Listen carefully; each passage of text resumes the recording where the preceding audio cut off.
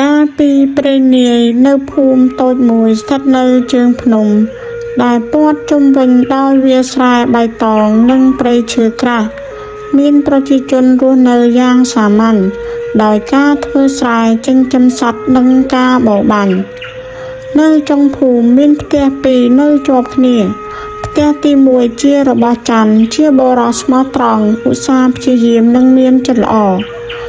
ផ្ទះទី2ជារបស់ខុនជាបុរសឆ្លាតប៉ុន្តែមានចរិតលោភលន់និងចូលចិត្តយកប្រៀបអ្នកដទៃទោះបីជាមានចរិតខុសគ្នាក៏ពួកគេនៅតែរាប់អានគ្នាជាអ្នកជិតខាង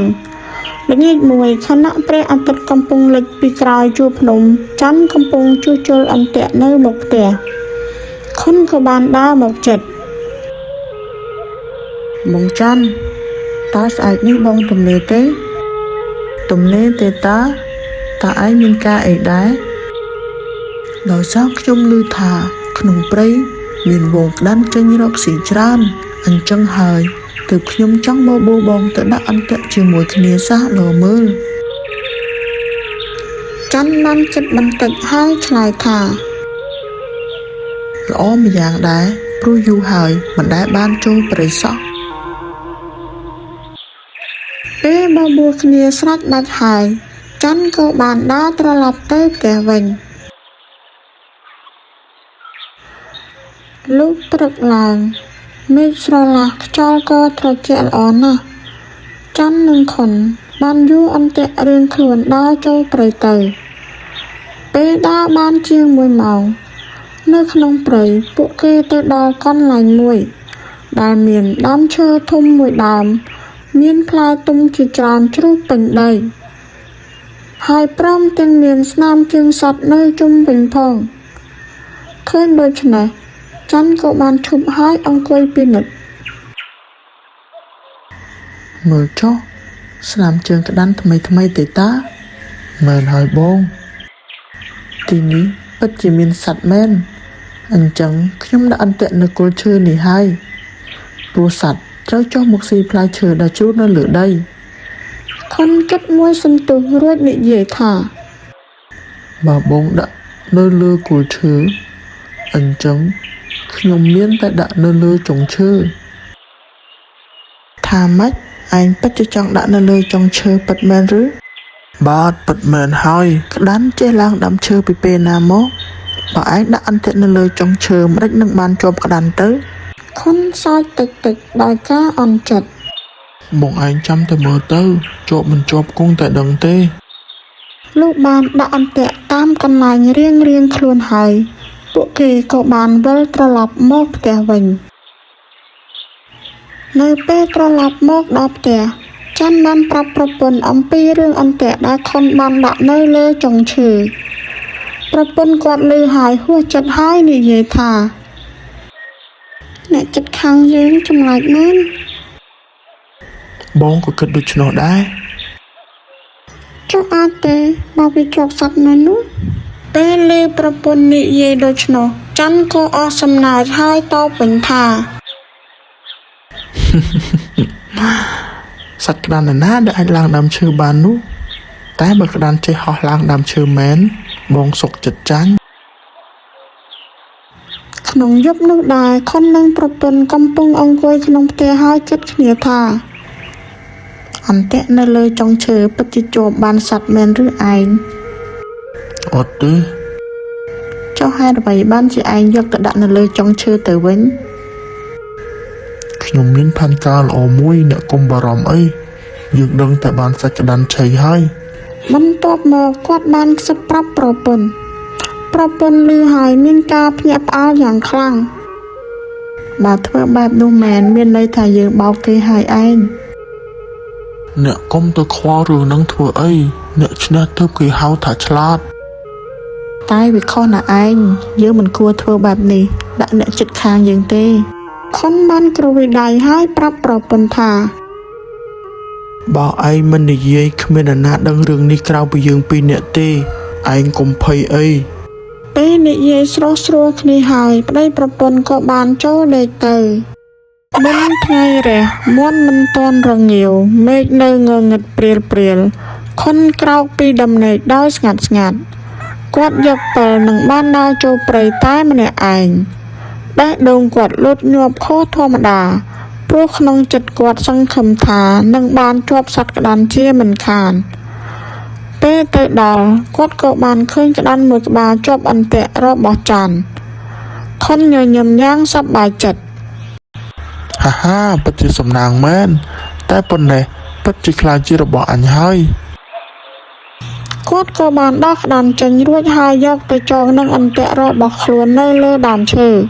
រួចបន្ទាប់មករៀបអន្ទាក់ច័ន្ទនៅគល់ឈើឲ្យដូចដើមដល់ពេលថ្ងៃរះច័ន្ទបានដើរមកហៅខុនឲ្យទៅមើលអន្ទាក់ជាមួយគ្នាខុនអើយទៅមើលអន្ទាក់ទេខុនធ្វើពិតជាខ្ជិលមិនចង់ទៅមើលហើយនិយាយចំអកថាអន្ទាក់ខ្ញុំដាក់នៅលើចុងឈើឯណោះមិនសង្ឃឹមទេបងឯងទៅមើលម្នាក់ឯងទៅមើលសិនទៅបានជាគ្នាបើអន្ទាក់ខ្ញុំជាប់ក្តាន់មែនខ្ញុំនឹងចែកឯងខ្លះលឺដូច្នោះហើយខុនក៏បានដើរចូលព្រៃទៅជាមួយច័ន្ទទាំងក្នុងចិត្តលួចញញឹមពេលទៅដល់ច័ន្ទភ្ញាក់ផ្អើលយ៉ាងខ្លាំងស្ទើរមិនជឿនឹងភ្នែកខ្លួនឯងគាត់បានមើលទៅអន្ទាក់គាត់ទៅទេគ្មានជាប់អ្វីសោះតែអន្ទាក់លើចុងឈើបែរជាជាប់ក្តាន់ទៅវិញគាត់ក៏បានលន់មាត់ថាមិនអាចទៅរួចទេខុនសើចតិចពិតជាជាប់ក្តាន់នៅលើចុងឈើមែនឥឡូវបងជឿហើយឬនៅច័ន្ទបានដើរជុំវិញដើមឈើគាត់មើលស្នាមជើងលើដីកាន់តែមើលកាន់តែសង្ស័យខុនរឿងនេះមិនប្រក្រតីទេមិនប្រក្រតីត្រង់ណាក្តាន់ឡើងដើមឈើមិនបានទេខុនញាក់ស្មាតិចតើវាពិតជាជាប់អន្ទាក់ខ្ញុំមែនតែខ្ញុំមិនជឿវាជារឿងរបស់បងទោះបងមិនជឿក៏ដោយតែវាពិតជាជាប់អន្ទាក់របស់ខ្ញុំពិតមែនច័ន្ទខឹងខ្លាំងណាស់ហើយនិយាយទៅខុនថាខ្ញុំនឹងទៅប្តឹងសុភាសេកបងចង់ប្តឹងដល់ណាក៏ប្តឹងទៅខ្ញុំមិនខ្លាចទេបន្ទាប់ពីបានក្តាន់មួយក្បាលពីល្បិចបោកប្រាស់របស់ខ្លួនខុនមិនបងអង្គយូរទេព្រឹកនោះគាត់សម្លាប់ក្តាន់កាត់យកសាច់ល្អៗនិងភ្លៅធំដាក់ក្នុងកញ្ច្រែងរួចដើរទៅផ្ទះសុភាសេកដែលជាចៅក្រមប្រចាំភូមិសុភាសេកកំពុងអង្គុយផឹកតែនៅក្រោមផ្ទះពេលឃើញខុនដើរមកជាមួយកញ្ច្រាញ់ធំគាត់ក៏ញញឹមភ្លាមអូចៅខុនមកពីណាព្រឹកណាសូមគោរពលោកសុភាសេកខ្ញុំមានរបស់បន្តិចបន្តួចជូនលោកអាយ៉ាមិនបាច់ទេចៅអើយទោះមាត់ថាមិនបាច់តែភ្នែករបស់សុភាសេកមើលមិនដាក់ពីកញ្ច្រែងសត្វក្តាន់នោះទេខុនបានបើកកញ្ច្រែងសត្វក្តាន់ស្រស់ដាក់ពេញកញ្ច្រែងអូសត្វក្តាន់ទេតាខុនធ្វើដូចជាមនុស្សស្លូតបូតនិងស្មោះត្រង់លោកជាអ្នកមានគុណចំពោះអ្នកស្រុកខ្ញុំបានក្តាន់មួយក្បាលក៏ចង់យកមកជូនលោកខ្លះសុភាសេកសើចសប្បាយល្អណាស់ខុនអង្គុយជិតសុភាសេកហើយឲ្យនិយាយតិចថាលោកខ្ញុំមានរឿងមួយចង់ពឹងពាក់លោកសុភាសេកដឹងភ្លាមថារបស់ឥតគិតថ្លៃមិនមានទេនៅលើលោកតើឯងមានរឿងអីទៅខុនបានរៀបរាប់រឿងអន្ទាក់ទាំងអស់ប៉ុន្តែបន្ថែមពាក្យកុហកជាច្រើនដោយសារខ្ញុំមានបទពិសោធន៍ទើបខ្ញុំដាក់អន្ទាក់នៅលើចុងឈើជាប់ក្តាន់មួយតែច័ន្ទមិនជឿហើយឥឡូវចង់ប្តឹងខ្ញុំសុភាសេកងក់ក្បាល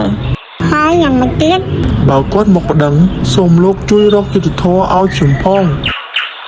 ពាក្យយុត្តិធម៌ដែលខុននិយាយមានន័យផ្ទុយពីអ្វីដែលគាត់ចង់បានសុភាសេកសំឡឹងសាច់ក្តាន់រួចញញឹមកុំបារម្ភយើងដឹងថាត្រូវធ្វើយ៉ាងណាហើយសុភាសេកសឹកប្រាប់ខុនបើចង់ឈ្នះក្តីឯងត្រូវមកមុនគេពេលឯងមកដល់អញនឹងទទួលពាក្យឯងមុនអរគុណណាស់លោកម្ចាស់ហើយកុំភ្លេចសុភាសេកគោះកញ្ច្រែងសាច់ក្តាន់ហើយកុំភ្លេច ថ្ងៃក្រោយបើបានអ្វីល្អទៀតខុនបានងក់ក្បាលហើយយល់ភ្លាមនៅឯផ្ទះច័ន្ទឯនេះវិញច័ន្ទបានដើរចុះដើរឡើងដោយមិនអស់ចិត្តឃើញប្តីបែបនេះប្រពន្ធគាត់សួរតើអ្នកនឹកគិតរឿងក្តាន់ទេឬបាទជប់គិតទៅអ្នកប្រហែលអាចជាសំណាងរបស់គេមែនក៏អាចថាបានច័ន្ទក្រវិក្បាលអត់ទេខ្ញុំបបាញ់សត្វតាំងពីក្មេងមិនដែលឃើញក្តាន់ឡើងដើមឈើបានទេគាត់កាន់តែគិតកាន់តែសង្ស័យទីបំផុតគាត់បានសម្រេចចិត្តបងនឹងទៅរកសុភាសេកពេលច័ន្ទទៅដល់ផ្ទះសុភាសេកធ្វើជាទទួលស្វាគមន៍មានការអីចាច័ន្ទបានមកដល់ផ្ទះខ្ញុំបែបនេះច័ន្ទរៀបរាប់រឿងទាំងអស់ពេលស្ដាប់ចប់សុភាសេកធ្វើជាគិតអូរឿងនេះពិបាកណាស់ខ្ញុំសូមឲ្យលោករកយុត្តិធម៌ឲ្យខ្ញុំផងសុភាសេកញញឹមបានតែអីទៅលោកក្តីនេះធំណាស់ត្រូវមានថ្លៃរៀបចំឯកសារច័ន្ទនៅស្ងៀមពេលឮបែបនេះព្រោះគាត់ក្រណាស់មិនមានអ្វីជូនសុភាសេកទេគិតហើយគាត់ក៏លាសុភាសេកមកផ្ទះវិញ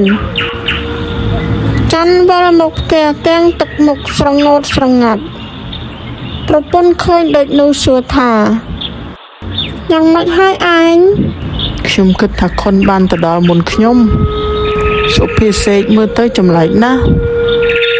ប្រពន្ធគាត់ក៏បានដកដង្ហើមធំបើយ៉ាងនេះតើយើងធ្វើមិនទៅ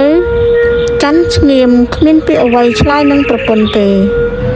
យប់នោះដែរច័ន្ទដេកមិនលក់គាត់គិតពីក្តាន់គិតពីភាពយុត្តិធម៌គិតពីសុភាសេកពេលខ្លះគាត់ក៏ចង់បោះបង់ប៉ុន្តែចិត្តរបស់គាត់ប្រាប់ថាបើយើងនៅស្ងៀមអ្នកកុហកនឹងឈ្នះខ្ញុំមិនសុខចិត្តនោះទេ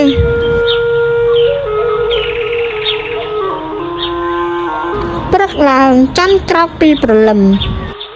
ខ្ញុំមិនអាចចុះចាញ់បានទេគាត់សម្រេចចិត្តរកមនុស្សមានប្រាជ្ញាជួយច័ន្ទដើរពីភូមិមួយទៅភូមិមួយទាំងកណ្ដាលថ្ងៃក្តៅព្រះអាទិត្យកាន់តែក្តៅញើសហូរពេញខ្លួនប៉ុន្តែគាត់មិនឈប់ឡើយ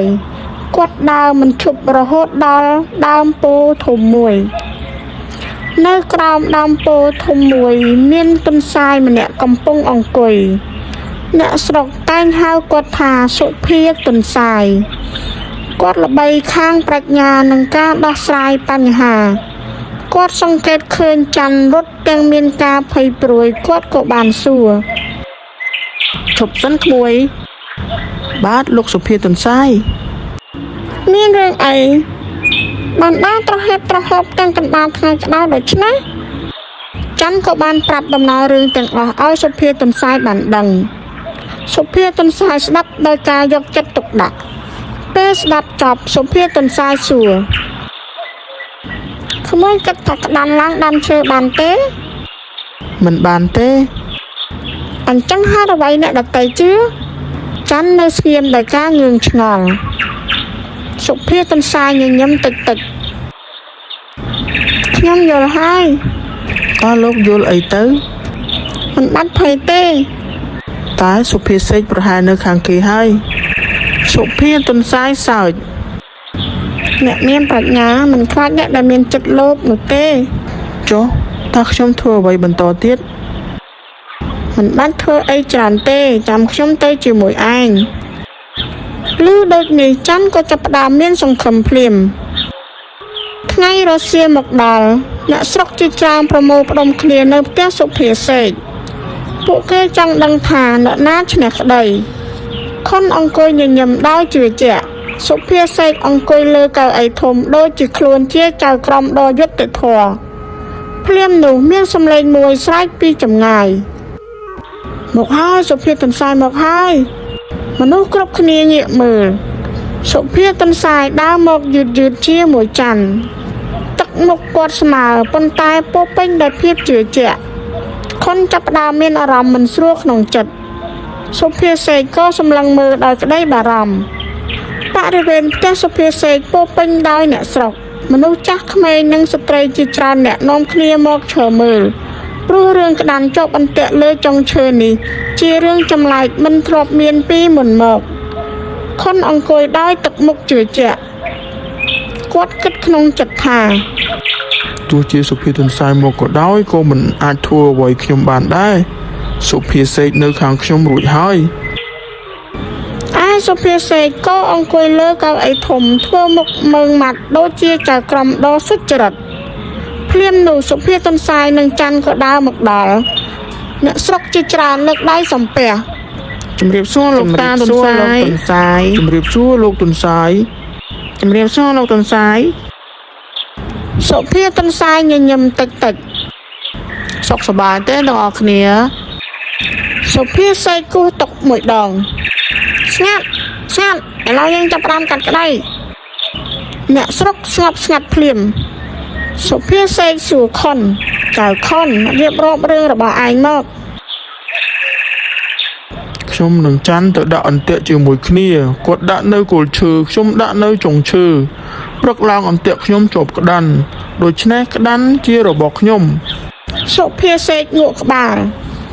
មានអ្នកណាជំទាស់ទេខ្ញុំជំទាស់ច័ន្ទនិយាយទាំងអារម្មណ៍ឈឺចាប់ខ្ញុំបរបាញ់សត្វតាំងពីក្មេងខ្ញុំមិនដែលឃើញក្តាន់ឡើងដើមឈើទេអ្នកស្រុកចាប់ផ្ដើមខ្សឹបខ្សៀវគ្នាហើយក្តាន់មិនជិះឡើងដើមឈើទេខុនស្រែកកាត់តែអ្នកណាឃើញខ្ញុំលួចគាត់គ្មានភ័ស្តុតាងទេសុភាសេកញញឹមក្នុងចិត្តសុភាសេកបែរទៅរកសុភាទន្សាយលោកតាហេតុអីមកយឺតម្ល៉េះអ្នកស្រុកទាំងអស់ចង់ដឹងចម្លើយសុភាទន្សាយធ្វើមុខស្ងៀមដែលខ្ញុំមកយឺតព្រោះខ្ញុំឈប់មើលត្រីក្រាញ់ហើរឡើងស៊ីស្លឹកអំពិលមួយរំពេចនោះមនុស្សគ្រប់គ្នាសើចសូម្បីតែខុនក៏សើចដែរសុភាសេកសើចខ្លាំងជាងគេហាលោកតាត្រីក្រាញ់ហើរឡើងស៊ីស្លឹកអំពិលអ្នកស្រុកខ្លះទប់សំណាចមិនបានសុភាសេកនិយាយទៀតតាំងពីជាដូនជាតាមកខ្ញុំមិនដែលឮថាត្រីក្រាញ់ហើរឡើងដើមអំពិលទេអ្នកស្រុកជាច្រើនបានងក់ក្បាលពិតមែនហើយសុភាទន្សាយញញឹមតិចរួចហើយសួរវិញចុះលោកសុភាសេកតាំងពីជាដូនជាតារបស់លោកមកតើធ្លាប់ឮថាក្តាន់ឡើងដើមឈើដែរទេមួយរំពេចនោះកន្លែងទាំងមូលស្ងាត់ជ្រងំសុភាសេកចាប់ផ្ដើមទម្លាក់ទឹកមុខចុះសើចលែងសមសុភាទន្សាយក៏បន្តបើត្រីក្រាញ់ហើរឡើងស៊ីស្លឹកអំពិលមិនអាចទៅរួចហើយចុះហេតុអ្វីក្តាន់ជើង4អាចឡើងដើមឈើបានអ្នកស្រុកម្នាក់ស្រែកឡើងមិនអាចទេម្នាក់ទៀតបន្ថែមពិតណាស់ត្រូវតែមានអ្នកយកទៅចងសំឡេងអ្នកស្រុកកាន់តែច្រើនឡើងខុនបែកញើសជោគខ្នងដៃរបស់គាត់ញ័រសុភាទន្សាយបែរមកសួរខុនឯងហ៊ានស្បត់ទេថាក្តាន់នោះឡើងដើមឈើដោយខ្លួនឯងខ្ញុំខុសហើយមនុស្សទាំងអស់ភ្ញាក់ផ្អើលខ្ញុំជាអ្នកលួចយកក្តាន់ពីអន្ទាក់ច័ន្ទអ្នកស្រុកផ្ទុះការភ្ញាក់ផ្អើលពេញទីលានខុនបន្តទៀតហើយខ្ញុំបានយកក្តាន់ទៅជូនសុភាសេកដើម្បីឲ្យគាត់ជួយខ្ញុំឈ្នះក្តីពេលលើបែបនោះអ្នកស្រុកទាំងអស់ងាកទៅមើលសុភាសេកទឹកមុខស្លេកស្លាំងភ្លាមសុភាទន្សាយក្រោកឈរឡើងអ្នកស្រុកទាំងអស់តើអ្នកណាម្ចាស់ក្តាន់ពិតប្រាកដច័ន្ទគឺច័ន្ទមែនហើយគឺច័ន្ទសំឡេងលាន់ពេញទីធ្លាសុភាទន្សាយប្រកាសដូច្នេះក្តាន់ត្រូវប្រគល់ឲ្យច័ន្ទវិញអ្នកស្រុកទះដៃអបអរច័ន្ទលើកដៃសំពះអរគុណណាស់លោកតាបន្ទាប់មកសុភាទន្សាយបែរទៅរកខុនរួចបែរទៅសុភាសេកអ្នកកាត់ក្តីដែលទទួលសំណូកមិនសមធ្វើជាអ្នករកយុត្តិធម៌ទេ សុភាសេកអៀនខ្មាស់ខ្លាំងរហូតមិនហ៊ានមើលមុខអ្នកស្រុកគាត់បែរមុខទៅរកជញ្ជាំងស្ងៀមស្ងាត់ដូចឆ្មាលបកណ្ដុរមេរៀនចុងក្រោយសុភាទុនសាយនិយាយទៅកាន់អ្នកស្រុកទាំងអស់ថាអ្នកដែលលោភលន់ចង់បានរបស់អ្នកដទៃដោយមិនខ្មាស់អៀននឹងធ្វើឲ្យច្បាប់និងយុត្តិធម៌ខូចខាតតែចុងក្រោយការពិតតែងតែលេចចេញមកហេតុនេះហើយទើបបុរាណលោកបន្សល់ទុកសុភាសិតមួយថាលៀបឥតខ្មាស់វិនាសច្បាប់មានន័យថាអ្នកដែលចង់បានលៀបសក្ការៈឬផលប្រយោជន៍ដោយមិនចេះខ្មាស់អៀននិងដោយអំពើមិនត្រឹមត្រូវអាចធ្វើឲ្យយុត្តិធម៌និងច្បាប់ខូចខាតប៉ុន្តែទីបំផុតការពិតនឹងឈ្នះហើយអ្នកប្រព្រឹត្តខុសនឹងទទួលភាពអាម៉ាស់វិញចប់ដោយបរិបូរណ៍សូមអរគុណប្រិយមិត្តទាំងអស់ដែលតែងតែទស្សនានិងតាមដានរឿងតុក្កតាដែលផលិតដោយកូនខ្មែរសូមអរគុណ